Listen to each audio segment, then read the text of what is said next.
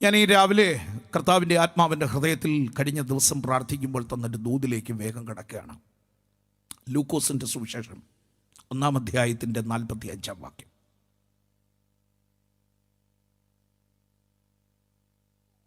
കർത്താവ് തന്നോട് അരുളി ചെയ്തതിന് നിവൃത്തി ഉണ്ടാകുമെന്ന് വിശ്വസിച്ചവൾ ഭാഗ്യവതി.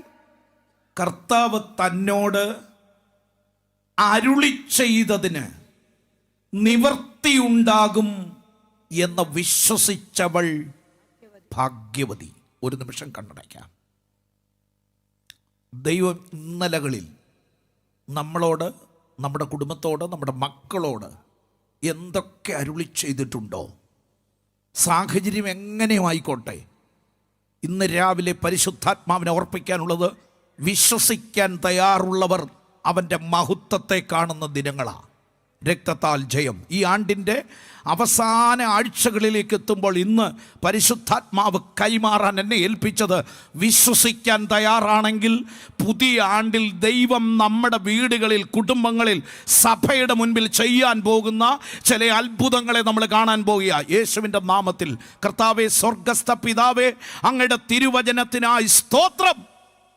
നിന്റെ വചനത്തിൻ്റെ ശക്തിയുടെ ആഴം ഇന്ന് പകൽ നിന്റെ ജനത്തിന് വേണ്ടി വെളിപ്പെടുത്തണമേ, യേശുവിൻ്റെ നാമത്തിൽ തന്നെ. വേദപുസ്തകത്തിൽ വിശ്വസിച്ചവരുമുണ്ട്, അവിശ്വസിച്ചവരുമുണ്ട്, അഥവാ സംശയിച്ചവരുമുണ്ട്. ദൈവം പറഞ്ഞതിനെയെല്ലാം അതുപോലെ വിശ്വസിച്ചേറ്റെടുത്തവരുണ്ട്. ചോദ്യം ചെയ്യാതെ, പൂർണ്ണ ഹൃദയത്തോടെ, സാഹചര്യം നോക്കാതെ, സ്ഥിതിവിശേഷങ്ങൾ കണക്കിലെടുക്കാതെ അതിനെ കണ്ണടച്ച് വിശ്വസിച്ച ഒത്തിരി പേര് തിരുവചനത്തിലുണ്ട്. വളരെ ഗൗരവത്തോടെ നമ്മൾ ശ്രദ്ധിക്കേണ്ട ഒരു വിഷയം, ഈ പറഞ്ഞ ദൂത് വിശ്വസിക്കാൻ പറ്റിയ ഒരു സാഹചര്യവും ഇല്ലാത്ത ഒരു സഹോദരി മറിയ. ദൈവിക ദൂത് തൻ്റെ അരികിൽ വന്ന് പറഞ്ഞത്, കർത്താവിൻ്റെ ക്രിസ്തു ജനിക്കാൻ പോകുന്ന ഒരു പാത്രമായി നീ മാറാൻ പോകുകയാണ്. പരിശുദ്ധാത്മാവ് നിന്റെ മേൽ നിഴലിടും, അത്യുന്നതന്റെ ശക്തി നിന്റെ മേൽ വെളിപ്പെടും. ആ ദൈവിക ദൂതിനെ ഏറ്റെടുക്കാൻ, അംഗീകരിക്കാൻ പറ്റിയ ഒരു സാഹചര്യവും തന്റെ മുൻപിലില്ല. എല്ലാ പാരമ്പര്യവും എല്ലാ സാഹചര്യവുമുള്ള ഒരു കുടുംബം അതേ അധ്യായത്തിൽ നിൽപ്പുണ്ട്. അവർക്ക് ഒത്തിരി പാരമ്പര്യമുണ്ട്. അനുഗ്രഹിക്കപ്പെട്ട കുടുംബമാണ്. ആ കുടുംബത്തിൻ്റെ പേര് നമുക്കറിയാം, സക്കറിയാവും എലിസബത്തും.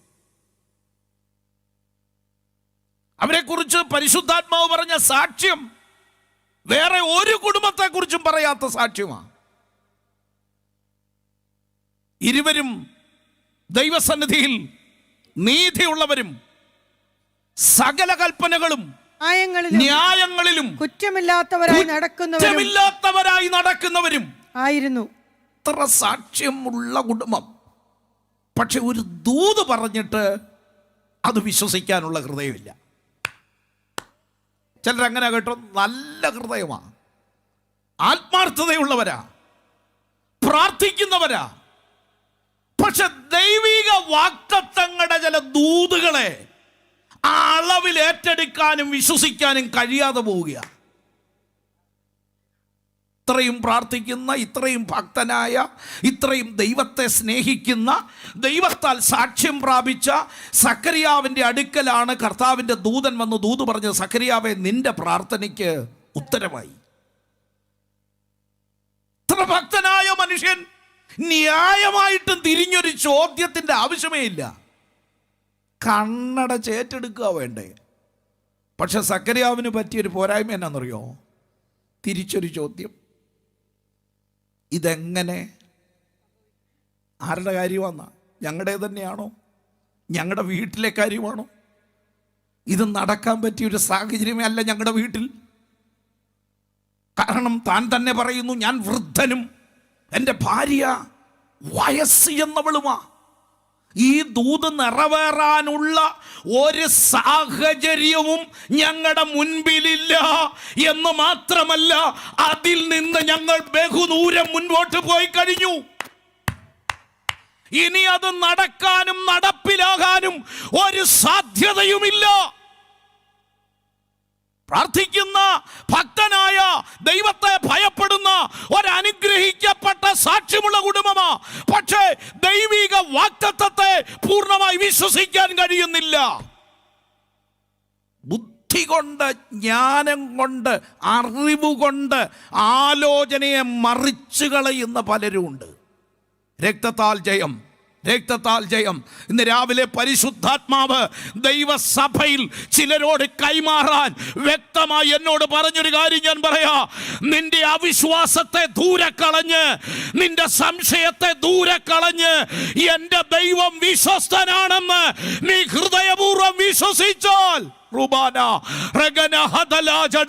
ഇതെങ്ങനെയെന്ന ചോദ്യം അവസാനിപ്പിച്ചിട്ട് എങ്ങനെയും ചെയ്യാൻ കഴിയുന്ന ഒരു ദൈവമാണ് എന്റെ ദൈവമെന്ന് നീ ആതരം തുറന്നു പറയുക. ദൈവത്തിന് ഒരു കാര്യവും അത് വിശ്വസിച്ച് പറയാൻ പറ്റുന്ന ഒരധരം പുറത്തു വരിക. വിവാഹം കഴിഞ്ഞിട്ടില്ല, വിവാഹാലോചന വന്നതേ ഉള്ളൂ. പുരുഷനും പെണ്ണും തമ്മിൽ കണ്ടെന്നുള്ളത് വസ്തുതയാ. ആലോചനയുടെ തുടക്കം കുറിച്ചപ്പോഴാ വീട്ടിൽ വന്ന് വിവാഹം കഴിക്കാൻ പോകുന്ന, വിവാഹ നിശ്ചയത്തിന് പറഞ്ഞിരിക്കുന്ന പെൺകുട്ടിയോട് വന്ന് പറയാവുന്നൊരു ദൂതാണോ ഇത്? അത് വിശ്വസിക്കാൻ പറ്റുന്നൊരു ഹൃദയമാണോ ഇത്? സാഹചര്യമാണോ ഇത്? പക്ഷെ പരിശുദ്ധാത്മാവ് എഴുതിയ വാക്യം നിങ്ങൾ മറക്കരുത്. സാഹചര്യം മുഴുവൻ എതിരായിട്ടും ഇതിൻ്റെ പുറകിൽ ക്വസ്റ്റ്യൻ മാർക്ക് ഒത്തിരി ഉണ്ട്. പലരും ചോദ്യങ്ങൾ പലതും ചോദിച്ചേക്കാം. പക്ഷെ അവൾ വാഗ്ദത്തം ചെയ്ത ദൈവത്തെയാണ് അതിനു മീതെ വിശ്വസിച്ചത്. വിശ്വാസ ജീവിത പ്രയാണ യാത്രയിൽ എത്ര വലിയ വെല്ലുവിളികൾ വന്നാലും ഇന്ന് പകൽക്കാലം എന്റെ ദൈവം സർവശക്തനാണ്, എന്റെ ദൈവം വിശ്വസ്തനാണ് എന്ന് വിശ്വസിക്കുന്നവർക്കായി ഞാൻ ദൈവത്തിന് സ്തോത്രം ചെയ്യുകയാണ്. അപ്പോസ്തല പ്രവൃത്തി 27-ാം അധ്യായത്തിൽ അതിൻ്റെ 25-ാം വാക്യത്തിൽ പൗലോസ് പറയുന്നൊരു വാക്കുണ്ട്.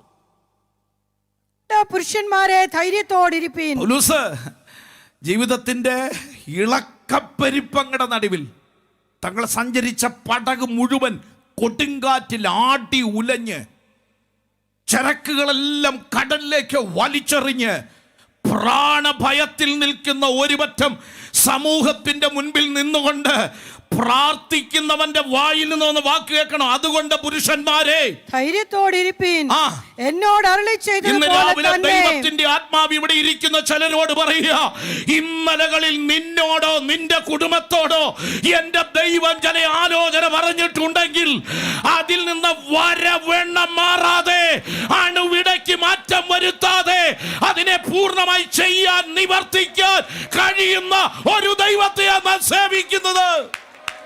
Praise the Lord. പൗലോസ് പറയുക, എന്റെ ദൈവത്തെ എനിക്കറിയാം. നമ്മുടെ ദൈവത്തെ അറിയാമോ? നാം ആരാധിക്കുന്ന ദൈവത്തെ, നാം സേവിക്കുന്ന ദൈവത്തെ, നാം സ്തുതിക്കുന്ന ദൈവത്തെ എങ്ങനെയുള്ള അറിവാണ് നമുക്കുള്ളത്? ആരേലും പറഞ്ഞു കേട്ട അറിവാണോ? അതോ ഇന്ന് രാവിലെ ദൈവസന്നിധിയിൽ വരുമ്പോൾ പൗലോസ് പറയുന്ന കേൾക്കണമോ? ഈ രാത്രിയിൽ അവൻ എൻ്റെ അരികിൽ വന്ന ദൈവമാ. ഈ രാത്രിയിൽ അവൻ എൻ്റെ വേദനയുടെ നടുവില്, എൻ്റെ സങ്കടത്തിന്റെ നടുവില്, അവൻ ഈ കഴിഞ്ഞ രാത്രിയിൽ എൻ്റെ അരികിൽ വന്ന് എന്നോട് പറഞ്ഞ കേൾക്കണോ? പൗലോസേ, ഭയപ്പെടേണ്ട. ആ തിരുസാന്നിധ്യത്തിൻ്റെ മഹത്വത്തെ വ്യക്തിപരമായി അനുഭവിക്കുന്നവർക്ക് മാത്രമേ പ്രതിസന്ധിയുടെ നടുവിൽ വാതുറന്ന് പറയാൻ പറ്റത്തുള്ളൂ, ദൈവം ആരാണെന്ന് എനിക്കറിയാം. ഭയപ്പെട്ട, ഭീതി ജനിച്ച, തളർന്നുപോയ, ആകുല ചിന്തയിലകപ്പെട്ട, വല്ലാതെ ഭയവും ഭീതിയും കൊണ്ട് നിറഞ്ഞ ഒരുപറ്റം സമൂഹത്തിന്റെ നടുവിൽ എഴുന്നേറ്റ് നിന്ന് പൗലോസ് പറയാ, സഹോദരന്മാരെ ഭയപ്പെടേണ്ട, എന്നോട് അരുളി ചെയ്തതുപോലെ തന്നെ ഈ സാഹചര്യം എങ്ങനെയാണെന്നുള്ളതല്ല, ഇവിടുത്തെ സിറ്റുവേഷൻ എന്താണെന്നുള്ളതല്ല, എന്നോട് അരുളി ചെയ്തതുപോലെ തന്നെ നിവർത്തിക്കാൻ കഴിയുന്ന ഒരു ദൈവം എനിക്കുണ്ട്. 2 രാജാക്കന്മാരുടെ പുസ്തകം 10-ാം അധ്യായം അതിൻ്റെ 10-ാമത്തെ വാക്യം ഒന്ന് വായിക്കാമോ? 2 രാജാക്കന്മാർ 10:10. Thank you Lord. ആകയാൽ യഹോവ ആഹാബ് ഗൃഹത്തെക്കുറിച്ച് അരുളി ചെയ്ത യഹോവയുടെ വചനങ്ങളിൽ ഒന്നും നിഷ്ഫലമാകയില്ല എന്ന് അറിഞ്ഞുകൊള്ളുവിൻ. ഒറ്റ വചനം പോലും ദൈവം അരുളി ചെയ്ത യഹോവയുടെ വചനങ്ങളിൽ ഒന്നും നിഷ്ഫലമാകിയില്ലെന്ന് അറിഞ്ഞുകൊള്ളുവിൻ. കാരണം അടുത്തത് ശ്രദ്ധിച്ചോണം. യഹോവ തന്റെ ദാസനായ ഏലിയാവ് മുഖാന്തരം അരുളി ചെയ്തത് നിവർത്തിച്ചിരിക്കുന്നുവല്ലോ. രാവിലെ പ്രാർത്ഥിക്കുന്ന ദൈവമക്കളോട് ഞാൻ പറയാ, ദൈവം നിന്നോട് എന്തെങ്കിലും പറഞ്ഞിട്ടുണ്ടെങ്കിൽ സാഹചര്യം കണ്ട് നീ തളരരുത്, സിറ്റുവേഷൻ കണ്ട് നീ മടുത്തു പോകരുത്.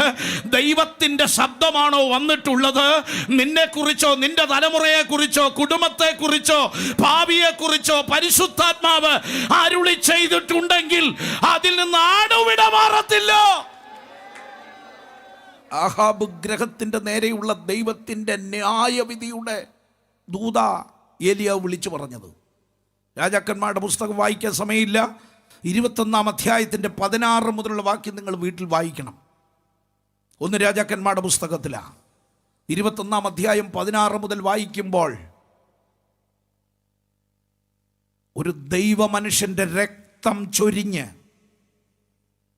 നാബോത്ത് എന്ന അനുഗ്രഹീതനായ ദൈവമനുഷ്യന്റെ രക്തം ചൊരിഞ്ഞ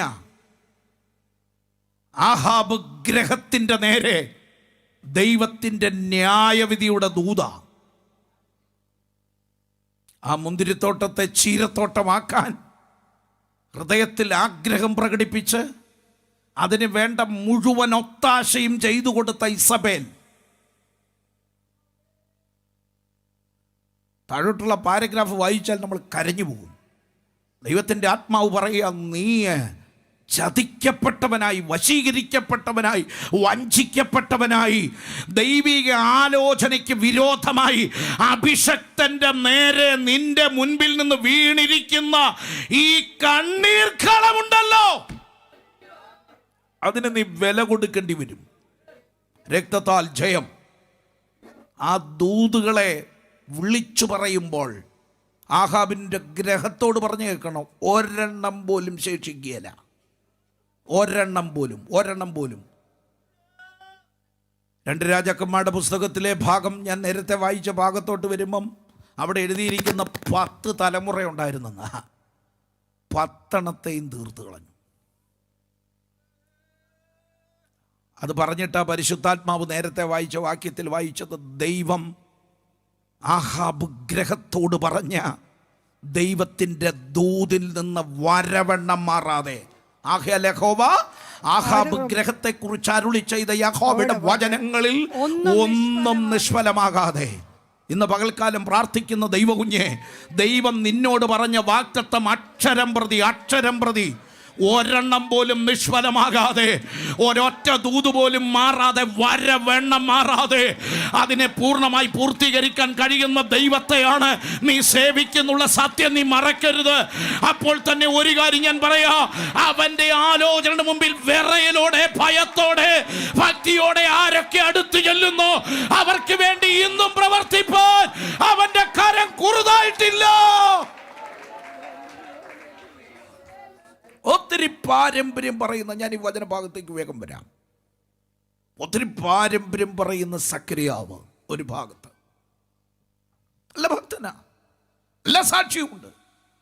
സഭയ്ക്കും സഭക്കാർക്കും ആ സമൂഹത്തിൽ 4 പേർക്ക് ചോദിച്ചാലും നല്ല വാക്ക് പറയാൻ അവരെ കുറിച്ചേ ഉള്ളൂ. പക്ഷെ ഒരു വലിയ പോരായ്മ, ദൈവശബ്ദത്തിൻ്റെ മുമ്പിൽ അറിയാതെ ചോദ്യം ചെയ്യുന്നൊരു ഹൃദയം. പരിണിത ഫലം നമുക്കറിയാം, ഊമനായിപ്പോയി. അത്രയൊന്നും പ്രാർത്ഥനയോ, അത്രയൊന്നും ഭക്തിയോ, അത്രയൊന്നും സാക്ഷ്യമോ ഈ കുടുംബത്തെക്കുറിച്ചില്ല. പക്ഷേ മറിയെക്കുറിച്ച് പരിശുദ്ധാത്മാവ് മറക്കാതെ അടിവരയിട്ട് എഴുതിയ വാക്യമാണ് നമ്മൾ ആദ്യം വായിച്ചത്. കർത്താവ് തന്നോട് അരുളി ചെയ്തതിന് നിവൃത്തി ഉണ്ടാകുമെന്ന് വിശ്വസിച്ചവൾ പറഞ്ഞാൽ അതിനകത്ത് മാറത്തില്ല. എൻ്റെ കർത്താവ് എന്നോട് പറഞ്ഞതിൽ നിന്ന് അണുവിട മാറത്തില്ല. അത് പൂർണ്ണ ഹൃദയത്തോടെ വിശ്വസിച്ച് ഏറ്റെടുക്കാൻ തയ്യാറാകുന്ന തലത്തിലാണ് ദൈവത്തിൻ്റെ തിരുമഹത്വത്തിൻ്റെ ആഴത്തെ പ്രാപിക്കാൻ കഴിയുന്നത്.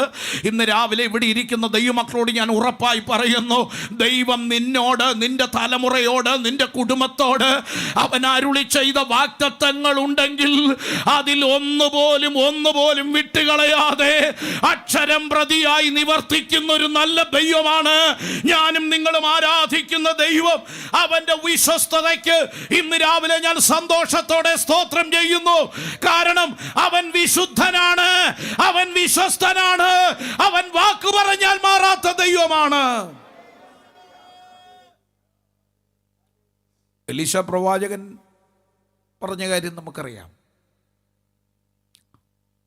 നാളെ ഈ നേരത്ത് ശമരിയുടെ പടിക്കൽ ഒരു സയ ഗോതമ്പും ശേക്കലിന് 2 സെയ യവവും വിൽക്കപ്പെടുമെന്ന് യഹോവ അരുളി ചെയ്യുന്നുവെന്ന് ചെയ്യുന്നു. ദൂത് വളരെ സ്പഷ്ടവും വ്യക്തവുമായിരുന്നു.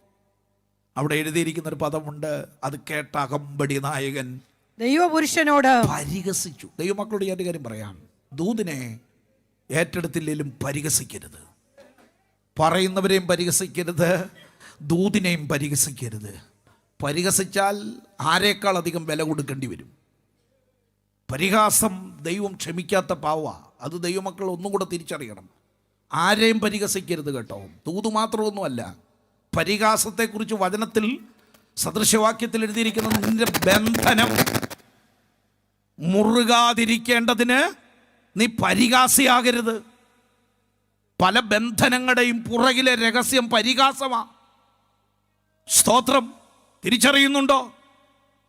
വലിയ ആഭിചാരവും മന്ത്രവാദവും ഒന്നും ആയിരിക്കുകയില്ല. നിന്റെ അധരങ്ങളിൽ നിന്ന് പുറപ്പെട്ട പരിഹാസങ്ങൾ വീടും വീട്ടുകാരും മക്കളും അപ്പനും അമ്മയൊക്കെ കുത്തിയിരുന്ന് പലരെയും പരിഹസിക്കുകയല്ലേ. പല പരിഹാസങ്ങളും പറയുന്നവർ കേൾക്കുന്നില്ലേലും സ്വർഗം കേൾക്കുന്നുണ്ടെന്ന് തിരിച്ചറിഞ്ഞോണം. സ്തോത്രം. ദൈവിക ദൂതിനെ പരിഹസിച്ചു കളഞ്ഞു.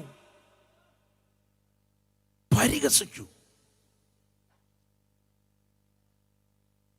പരിണിത ഫലം നമുക്കറിയാം. ആ ദൂത് അക്ഷരം പ്രതി നിറവേറി.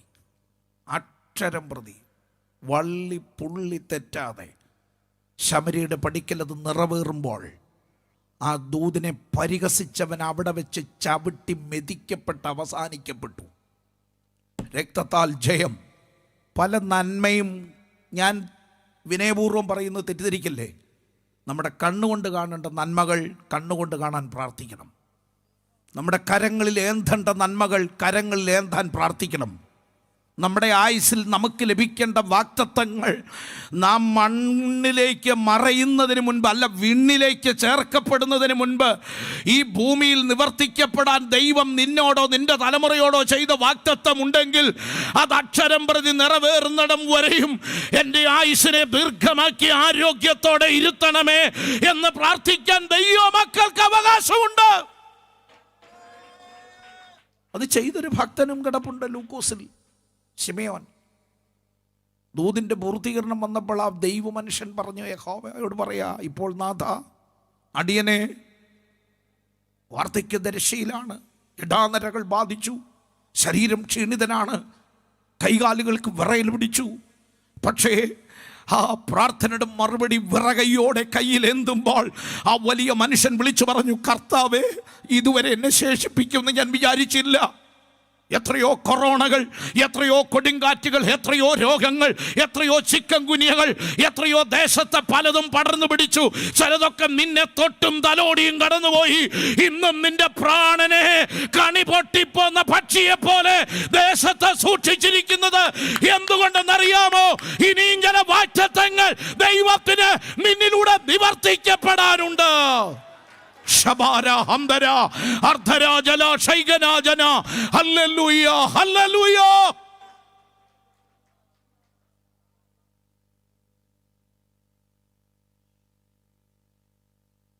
പരിഹസിക്കരുത് ദൂതുകളെ.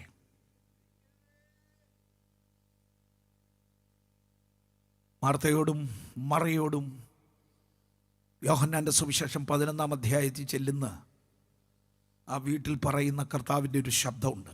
40-ാം വാക്യത്തിൽ കിടപ്പുണ്ട് 11-ന്റെ യോഹന്നാന്റെ സുവിശേഷം. യേശു അവളോട്, വിശ്വസിച്ചാൽ നീ ദൈവത്തിന്റെ മഹത്വം കാണും. വേറൊന്നും ചെയ്യണ്ട കുഞ്ഞെ, ഹൃദയം തുറന്ന് വിശ്വസിക്കാൻ. ദൈവജനത്തിൽ ഇരിക്കുന്ന അവർ അവിശ്വാസത്താൽ സംശയിക്കാതെ വിശ്വാസത്തിൽ ശക്തിപ്പെട്ടു. റോമാലേഖനം 4-ാം അധ്യായത്തിൽ അതിൻ്റെ 16 മുതലുള്ള വാക്യം എഴുതുമ്പോൾ ദൈവത്തിൻ്റെ ദാസനായ അബ്രഹാമിനെ കുറിച്ച് എഴുതിയ പദമാ. വിശ്വാസം ദൈവസഭയെ ആഴമായി പഠിപ്പിക്കുന്ന ഒരു അധ്യായമാ. എന്താണ് വിശ്വാസം? എബ്രായ ലേഖനം 11-ാം അധ്യായത്തിൽ വിശ്വാസികളുടെ നീണ്ട നിര ലിസ്റ്റ് എഴുതുന്നതിന് മുൻപ് ഇപ്പുറത്തെ റോമാ ലേഖനത്തിൽ എഴുതി വെച്ചിരിക്കുക, വിശ്വാസത്തിൽ ശക്തിപ്പെട്ടൊരു മനുഷ്യൻ. വിശ്വാസത്തിൽ ശക്തിപ്പെട്ടൊരു മനുഷ്യൻ. സാഹചര്യങ്ങൾ മുഴുവൻ എതിരാ, പക്ഷെ താൻ തന്നോട് തന്നെ പറഞ്ഞെന്ന ഒരു ചിന്തകൻ എഴുതിയിരിക്കുന്നത്. താൻ എല്ലാ ദിവസവും തന്നോട് പറയും, അബ്രഹാമേ, ഉണ്ട് ദൂത്, അത് നിറവേറാതെ പോകത്തില്ല. അബ്രഹാം എല്ലാ ദിവസവും എഴുന്നേൽക്കുമ്പോൾ പറയുമെന്ന താൻ തന്നോട് തന്നെ പറയും, അബ്രഹാമേ, ഉണ്ടാ ദൈവത്തിന്റെ വാഗ്ദത്തം, അത് നിറവേറാതെ കടന്നു പോകുകയില്ല. എല്ലാ ദിവസവും സ്വയം ശക്തിപ്പെട്ട ദൈവമനുഷ്യൻ. രക്തത്താൽ ജയം, രക്തത്താൽ ജയം. ഈ പകൽക്കാലം ദൈവത്തിന്റെ മക്കളെ, ദൈവത്തിന്റെ വാഗ്ദത്തങ്ങളെ മുറുകെ പിടിച്ച്, സമയത്തിന്റെ പരിമിതി കൊണ്ട് ഞാനിവിടെ അവസാനിപ്പിക്കുക. ഒരു ഭാഗത്ത് ദൈവിക വാഗ്ദത്തത്തെ സംശയിച്ച, അവിശ്വാസത്തിന്റെ വാക്കുകൾ ഉയർത്തിയ സഖറിയാവ് ഒരു ഭാഗത്ത് നിൽക്കുന്നു. ഒത്തിരി പാരമ്പര്യം, ഞാൻ പറഞ്ഞില്ലേ, പൗരോഹിത്യ കുടുംബമാണ്. ഒരു നല്ല ആത്മീക ട്രഡീഷൻ, പാരമ്പര്യം, പഴക്കം തനിക്കുണ്ട്. എന്നാൽ ഈ വീട്ടിൽ ഒറ്റ പുരോഹിതരില്ല കേട്ടോ. ആലയവും ആരാധനയും വാഗ്ദത്തവും പ്രവാചകന്മാരുമായിട്ട് ഒരു കണക്ഷനുമില്ല ഈ കുടുംബത്തിന്. പക്ഷേ ഒരു നല്ല ഹൃദയമുണ്ട്. ഒരു മണ്ടനെ പോലെ, മണ്ടിയെ പോലെ, പൊട്ടനെ പോലെ, പൊട്ടിയെ പോലെ ദൈവം പറയുന്നതെല്ലാം വിശ്വസിക്കാൻ ഒരു ഹൃദയം. ഇന്ന് പകൽക്കാലം ചോദ്യം ചെയ്യാതെ ദൈവശബ്ദത്തെ ഏറ്റെടുക്കാൻ ഒരു ഹൃദയം നിനക്കുണ്ടെങ്കിൽ അതിനോളം വലുത് വേറൊന്നുമില്ല. അങ്ങനെ ഉണ്ടെങ്കിൽ ഒറ്റ കാര്യം ഞാൻ പറഞ്ഞു നിർത്താം, അതൊരു ചരിത്രമാക്കി മാറ്റാൻ ദൈവത്തിന് കഴിയും. നിന്നെ ഒരു ചരിത്രമാക്കി മാറ്റാൻ ദൈവത്തിന് കഴിയും. ഹല്ലേലൂയ. അവിശ്വസിക്കാതെ, സംശയിക്കാതെ ദൈവത്തിൻ്റെ വാഗ്ദത്തത്തെ നീ മുറുകെ പിടിക്കാൻ തയ്യാറായാൽ ഒരു ചരിത്രമാക്കി മാറ്റാൻ എൻ്റെ ദൈവത്തിന് കഴിയും. അതാ ദൈവം. ഇന്ന് പകൽ ദൈവത്തിൻ്റെ ആത്മാവ് പറയുക, ഭൂലോകമുള്ള കാലത്തോളം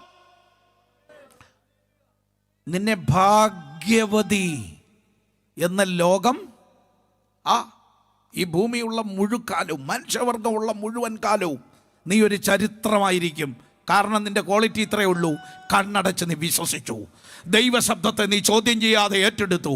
ഇന്ന് പകൽ ദൈവശബ്ദത്തിൻ്റെ മുൻപിൽ ചോദ്യം ചെയ്യാതെ അതിന് ശിരസ് വണക്കുന്ന ചിലരോട് ദൈവാത്മാവ് പറയുക, ഒരുപക്ഷെ ഈ 12-ാം മാസത്തിൻ്റെ ഈ 22-ാം തീയതി വരെ നിറവേറാത്ത ചില സാഹചര്യങ്ങൾ നിന്റെ മുൻപിൽ കണ്ടേക്കാം.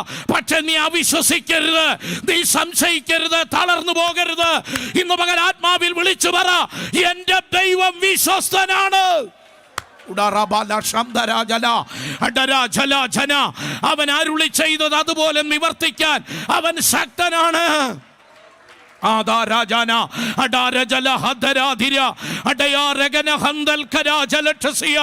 ചോദിക്കുന്നതിലും നനയ്ക്കുന്നതിലും അത്യന്തം പരമായി ചെയ്തു തരാൻ കഴിവുള്ള കർത്താവിന്റെ വാഗ്ദത്തം എത്ര ദൈവമക്കൾ